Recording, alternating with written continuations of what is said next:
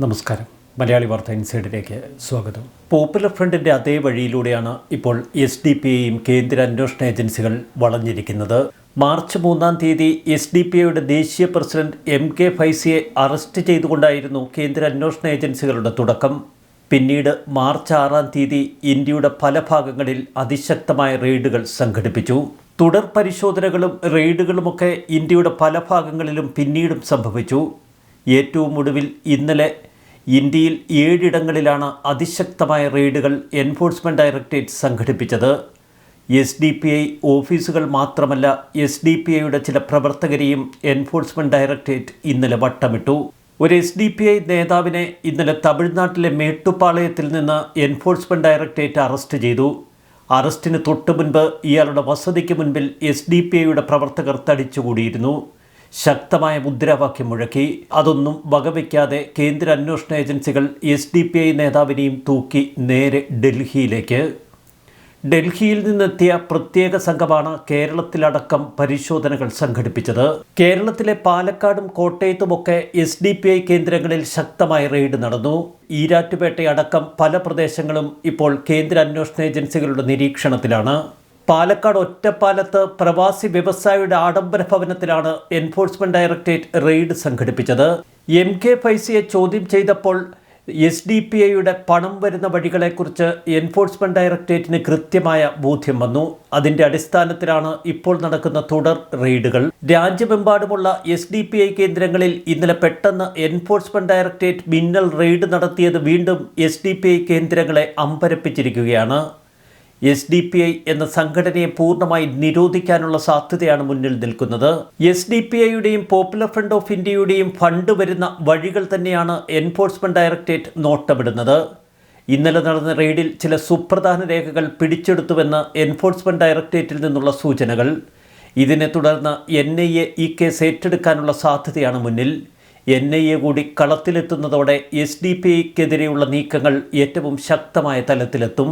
പാലക്കാട് ജില്ലയിലെ ഒറ്റപ്പാലം പനമണ്ണയിൽ പ്രവാസി വ്യവസായിയുടെ ആഡംബര വസതിയിലാണ് എൻഫോഴ്സ്മെൻറ്റ് ഡയറക്ടറേറ്റ് റെയ്ഡ് സംഘടിപ്പിച്ചത്. പ്രവാസിയായ കബീറിന്റെ വസതി. കബീറിന്റെ ബന്ധു നേരത്തെ പോപ്പുലർ ഫ്രണ്ട് ഓഫ് ഇന്ത്യയുടെ സജീവ പ്രവർത്തകനായിരുന്നു. പിന്നീട് SDPIയുടെ മുഖ്യ പ്രചാരകനായി മാറി. ഗൾഫ് നാടുകളിൽ നിന്ന് ഇന്ത്യയിലേക്ക് പണമെത്തിക്കുന്ന കണ്ണികളിൽ ഒരാളാണ് കബീറിന്റെ ബന്ധു എന്ന സംശയം ശക്തമാകുന്നു. എൻഫോഴ്സ്മെൻറ്റ് ഡയറക്ടറേറ്റിന്റെ ഡൽഹി, കോഴിക്കോട് യൂണിറ്റുകൾ സംയുക്തമായാണ് റെയ്ഡുകൾ സംഘടിപ്പിച്ചത്. ഫെഡറൽ ബാങ്കിലെ ചില ജീവനക്കാരെയും അവർ ഒപ്പം കൂട്ടിയിരുന്നു.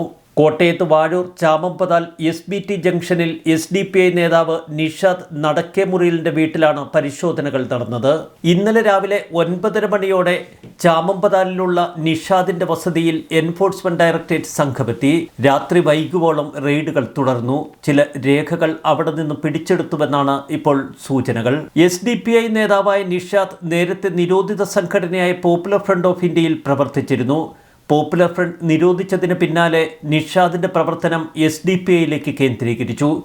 ഇത്തരത്തിൽ പോപ്പുലർ ഫ്രണ്ടുമായി സഹകരിച്ച് പ്രവർത്തിച്ച പല നേതാക്കളും ഇപ്പോൾ SDPIയുമായി സഹകരിച്ച് പ്രവർത്തിക്കുന്നു എന്ന് എൻഫോഴ്സ്മെൻറ്റ് ഡയറക്ടറേറ്റ് മനസ്സിലാക്കി.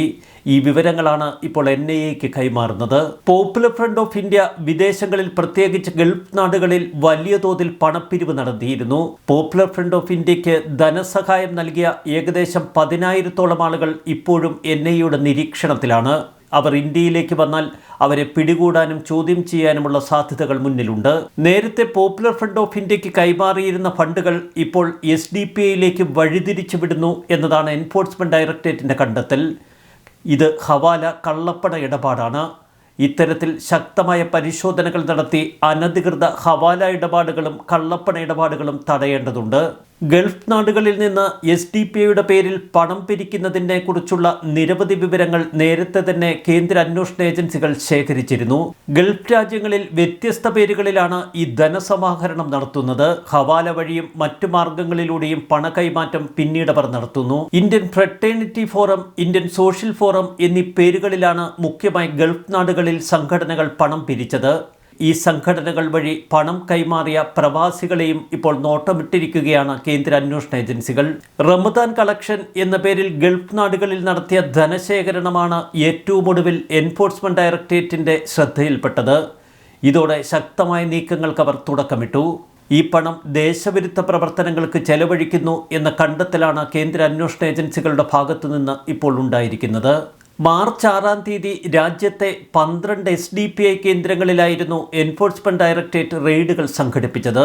ആ റെയ്ഡിലും സുപ്രധാനമായ പല രേഖകളും കണ്ടെടുത്തുവെന്നാണ് പിന്നീട് അന്വേഷണ ഏജൻസികൾ സൂചിപ്പിച്ചത്. തിരുവനന്തപുരത്തെ SDPI സംസ്ഥാന കമ്മിറ്റി ഓഫീസിലും മലപ്പുറത്തുമൊക്കെ അന്ന് ശക്തമായ തലത്തിൽ റെയ്ഡുകൾ സംഘടിപ്പിച്ചിരുന്നു. 10 സംസ്ഥാനങ്ങളിലായി 12 കേന്ദ്രങ്ങളിലായിരുന്നു മാർച്ച് 6-ാം തീയതി നടന്ന റെയ്ഡ്. അതിൻ്റെ തുടർച്ചയാണ് ഇന്നലെ നടന്ന 7 കേന്ദ്രങ്ങളിലെ റെയ്ഡുകൾ ഇനിയും തുടരുമെന്ന സൂചനയാണ് എൻഫോഴ്സ്മെന്റ് ഡയറക്ടറേറ്റിന്റെ ഭാഗത്തു നിന്ന് പുറത്തുവരുന്നത്. 2009 സ്ഥാപിതമായ SDPI നിരോധിക്കപ്പെട്ട പോപ്പുലർ ഫ്രണ്ട് ഓഫ് ഇന്ത്യയുടെ രാഷ്ട്രീയ വിഭാഗമാണ് എന്ന് നേരത്തെ തന്നെ എൻഫോഴ്സ്മെന്റ് ഡയറക്ടറേറ്റ് ആരോപിച്ചിരുന്നു. സാമ്പത്തികവും നയപരവുമായി SDPIയിൽ പോപ്പുലർ ഫ്രണ്ടിൻ്റെ സ്വാധീനം ഇപ്പോഴുമുണ്ട്. SDPI നടത്തിയ സ്ഥാനാർത്ഥി നിർണയങ്ങളിൽ പോലും പോപ്പുലർ ഫ്രണ്ട് ഓഫ് ഇന്ത്യയുടെ ഇടപെടലുകളുണ്ട് എന്ന് കേന്ദ്ര അന്വേഷണ ഏജൻസികൾ ഇതിനകം കണ്ടെത്തി. നിയമവിരുദ്ധ സംഘടന എന്ന പേരിൽ 2022 കേന്ദ്ര സർക്കാർ പോപ്പുലർ ഫ്രണ്ടിനെ നിരോധിച്ചത്. നിരോധിക്കുന്നതിന് മുൻപേ എൻഫോഴ്സ്മെന്റ് ഡയറക്ടറേറ്റും ദേശീയ അന്വേഷണ ഏജൻസിയും വിവിധ സംസ്ഥാന പോലീസ് സേനകളുമൊക്കെ പോപ്പുലർ ഫ്രണ്ട് ഓഫ് ഇന്ത്യക്കെതിരെ ശക്തമായ തലത്തിൽ റെയ്ഡുകൾ സംഘടിപ്പിച്ചിരുന്നു.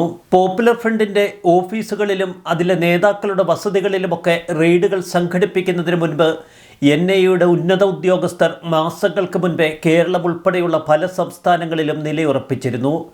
അവർ വ്യത്യസ്ത വേഷങ്ങൾ ധരിച്ച് കൃത്യമായ വിവരശേഖരണം നടത്തി അതിൻ്റെ തുടർച്ചയായാണ് ഇത്തരം റെയ്ഡുകൾ സംഘടിപ്പിച്ചത്.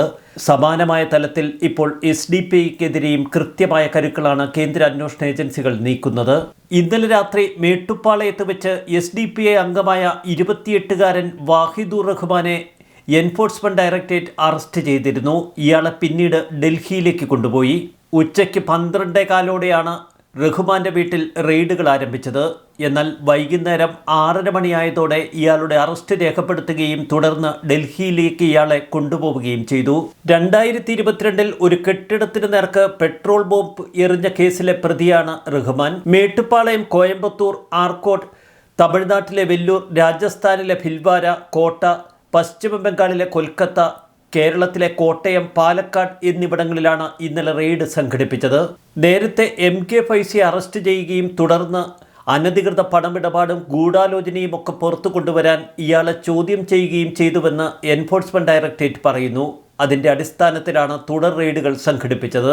കേന്ദ്ര അന്വേഷണ ഏജൻസികളിലെ ഉദ്യോഗസ്ഥർ പറയുന്നത് കേരളത്തിൻ്റെയും കർണാടകയുടെയും മറ്റ് ചില ദക്ഷിണേന്ത്യൻ സംസ്ഥാനങ്ങളുടെയും ഒക്കെ പല മേഖലകളിലും SDPIക്ക് നിർണായക സ്വാധീനമുണ്ടെന്നാണ്. 2022 പോപ്പുലർ ഫ്രണ്ടിനെതിരെയുള്ള അന്വേഷണത്തിൻ്റെ ഭാഗമായി ഫൈസിയെ കേരളം ആസ്ഥാനമായുള്ള പോപ്പുലർ ഫ്രണ്ട് ഓഫ് ഇന്ത്യ നേതാവായ അബ്ദുൾ റസാഖ് BP-യുമായി ബന്ധമുണ്ട് എന്ന് സംശയിക്കുകയും തുടർന്ന് ഫൈസിയെ ചോദ്യം ചെയ്യുകയും ചെയ്തിരുന്നു അന്ന് കേന്ദ്ര അന്വേഷണ ഏജൻസികൾ. അബ്ദുൾ റസാഖ് BP തൻ്റെ സംഘടനയുടെ ഫണ്ട് ശേഖരണ പ്രവർത്തനങ്ങളുടെ ഭാഗമായി MK ഫൈസിക്ക് ഫണ്ട് കൈമാറി എന്ന കണ്ടെത്തലാണ് കേന്ദ്ര അന്വേഷണ ഏജൻസികൾ നടത്തിയത്. അതിൻ്റെ തുടർചലനങ്ങളാണ് നമ്മൾ ഇന്നലെ കണ്ടത്. കൂടുതൽ ശക്തമായ റെയ്ഡുകൾക്ക് കേന്ദ്ര അന്വേഷണ ഏജൻസികൾ വീണ്ടും വട്ടം കൂട്ടുന്നു എന്നുള്ള സൂചനകൾ തന്നെ പുറത്തു വരുന്നു. കേരളത്തിൻ്റെ പല ഭാഗങ്ങളിലും ഇപ്പോൾ ശക്തമായ നിരീക്ഷണമാണ് കേന്ദ്ര അന്വേഷണ ഏജൻസികൾ ഏർപ്പെടുത്തിയിരിക്കുന്നത്, പ്രത്യേകിച്ച് ഈരാറ്റുപേട്ട അടക്കമുള്ള മേഖലകളിൽ. ന്യൂസ് ഡെസ്ക്, മലയാളി വാർത്ത, ഇൻസൈറ്റ്.